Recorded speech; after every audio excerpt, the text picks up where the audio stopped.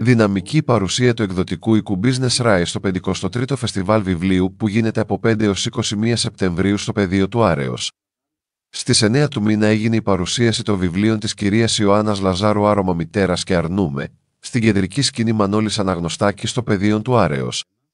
Την παρουσίαση συντόνισε ο δημοσιογράφος κύριος Χρήστος Μητυλινιός. Δεύτερο βιβλίο της κυρίας Ιωάννας Λαζάρου, «Αρνούμε», προλόγησε επιχειρηματίας Εμμανουήλ Γιαννάκης και η κυρία Σοφία Μητράκη που φιλοτέχνησε την εικονογράφηση του βιβλίου. Είμαι ο Χρήστος Μητυλινιός, είμαι δημοσιογράφος και στην Αθήνα. Κρατάω το «Αρνούμε» της Ιωάννας Λαζάρου, ένα βιβλίο κραυγή, ένα βιβλίο ευαισθητοποίηση, ένα βιβλίο το οποίο πρέπει να είναι σε κάθε σπίτι, όχι απλά για να μπει σε ένα ράφι, αλλά για να διαβαστεί και να μεταφέρει επί της ουσίας όλο αυτό το νιάξιμο για όλη την υπόλοιπη ανθρωπότητα που πρέπει να έχουμε όλοι στο αίμα μας. Καλή συνέχεια Ιωάννα, καλή δύναμη και εύχομαι και άλλα τέτοια δημιουργήματα. Φίλοι μου, πρέπει καταρχάς να προειδοποιήσω κάποιον ο οποίος πάει να διαβάσει αυτό το βιβλίο. Δεν είναι για αδύναμα νεύρα, δεν έχει πολιτική ορθότητα, δεν είναι αυτό που λέμε κομψό στη γλώσσα, είναι ομό, είναι θυμωμένο, είναι γεμάτο αγωνία. Αλλά νομίζω ότι αυτό ακριβώς είναι και που το κάνει αληθινό. Η Ιωάννα δεν έγραψε κάτι απλά για να μπει σε ένα ράφι μιας βιβλιοθήκης, αλλά για να ταρακουνήσει επί της ουσίας. Και νομίζω ότι θα μπορούσαμε να συνθέσουμε αυτές τις επιστολές της Ιωάννας και να φτιάξουμε ένα πολύ ωραίο έργο για το Netflix. Νομίζω θα κάνει και μεγάλη επιτυχία. Αρνούμε λοιπόν, και δεν είναι τυχαίος αυτός ο τίτλος. Η Ιωάννα αρνείται επί της ουσίας να σωπάσει. Αυτό που πρέπει να κάνουμε και όλοι σε αυτή τη δουλειά, μιλώντας και από το δικό μου επάγγελμα της δημοσιογραφίας. Αρνείται να δεχτεί τον κόσμο όπως τον σερβίρουν κάποιοι. Το κάνει με έναν τρόπο που η ίδια ξέρει φυσικά πολύ καλύτερα. Την ίδια της την πένα. Αποκαλείται Μπουμπουλίνα όχι γιατί σήκωσε σπαθί, αλλά γιατί σήκωσε τη φωνή της.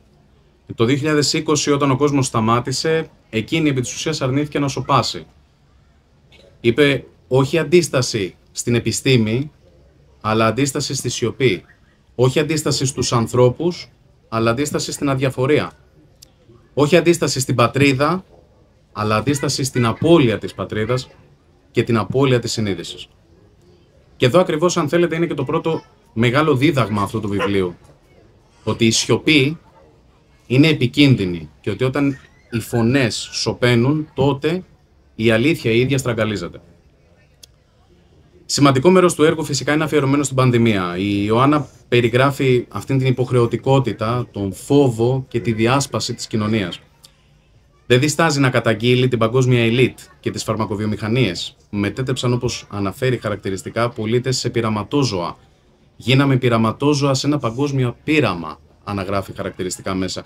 Συμφωνεί ή διαφωνεί κανείς με αυτή τη διατύπωση, δεν έχει καμία σημασία.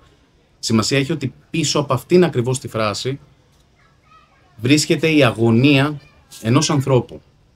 Όταν οι πολιτικοί μιλούν για πειραματόζωα ή για πειράματα, είναι κακό. Όταν όμως το λέει ένας άνθρωπος, ένας πολίτης, είναι ένας συναγερμός. Και η συγγραφέας βλέπει πίσω από τα μέτρα μια στρατηγική διέρη και βασίλευε στην κοινωνία. Δεν χρειάζεται να είσαι συνωμοσιολόγος για να καταλάβεις ότι όταν η κοινωνία χωρίζεται σε στρατόπεδα, πάντα κάποιοι τρίβουν τα χέρια τους, πάντα κάποιοι εξυπηρετούνται. Συνήθως αυτοί οι κάποιοι δεν είναι οι απλοί πολίτες. Υπάρχουν όμως και σελίδες που συγκινούν μέσα στο βιβλίο. Η Ιωάννα μιλά για τις πυρκαγιές, τον εθελοντισμό, τη δύναμη της ομογένειας. Εκεί γράφει τη φράση που, κατ' εμέ, είναι μια από τις ωραιότερες του βιβλίου, ότι οι σύγχρονοι ήρωες, αναφέρει η Ιωάννα, δεν κρατούν σπαθιά, αλλά μάνικες και παλεύουν με τον πιο ανηλεή εχθρό, τη φωτιά.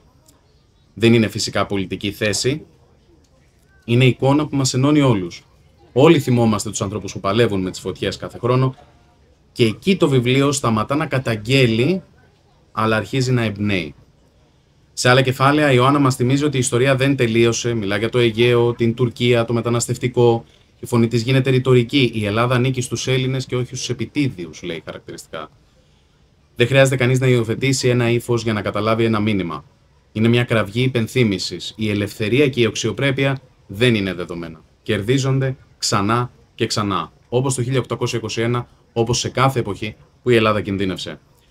Και μέσα σε όλα αυτά υπάρχουν και οι προσωπικές επιστολές, όπως είπε ο κ. Λιαννάκης νωρίτερα, προς τον Ντόναλντ Τραμπ, ακόμα και προς τον Γιάννη Αντετοκούμπο. Εκεί η συγγραφέας αφήνει το πολιτικό, γίνεται προσωπική, ζητά συμπαράσταση, ζητά αλληλεγγύη, μια πλευρά πιο ανθρώπινη, που δείχνει πως η πένα μπορεί να γίνει και γέφυρα. Φίλες και φίλοι, το αρνούμε δεν είναι ένας οδηγός επιβίωσης, είναι ένα εγχειρίδιο. Είναι κραυγή.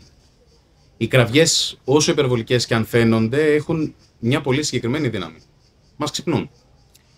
Η Ιωάννα μιλά με πάθος, άλλοτε οργισμένη, άλλοτε τρυφερή. Πάντα όμως με αφοσίωση σε αυτό που η ίδια θεωρεί χρέος και που θα έπρεπε να το θεωρούμε όλοι. Να υπενθυμίζει ότι η αδιαφορία είναι πολυτέλεια που δεν μπορούμε να έχουμε. Θα με επιτρέψετε να κλείσω με τα δικά της λόγια που νομίζω ότι συνοψίζουν και όλο το έργο, όλο το βιβλίο. Όταν σωπαίνουν οι φωνές, μιλάει η πένα. Και όταν η πένα γράφει με αλήθεια, γίνεται όπλο ελευθερίας. Αυτό είναι το όπλο της Ιωάννας Λαζάρου και σήμερα με αυτό το βιβλίο το δίνει απλόχερα στα χέρια όλων μας. Στο βιβλίο αυτό θα δείτε ενημερωτικά άρθρα με απλή γραφή για την αφύπνιση και του τελευταίου πολίτη του κόσμου. Γιατί το πρόβλημα τα τελευταία χρόνια δεν αφορά μόνο την Ελλάδα, αλλά τουλάχιστον ολόκληρο το δυτικό κόσμο. Θα μου επιτρέψετε να κάνω μια προσωπική ιστορική αναφορά που είναι άγνωστη στους Έλληνες και όχι μόνο. Το 1989 πέφτει το τείχος του Βερολίνου, θριαμβεύει ο καπιταλισμός με το τέλος του κομμουνισμού. Αναγγέλλεται ο εξυγχρονισμός ή απλώς η περεστρόικα από τον Γκορμπατσόφ. Δίτο ο καπιταλισμός, άνοιγμα νέων αγορών για το δυτικό κόσμο.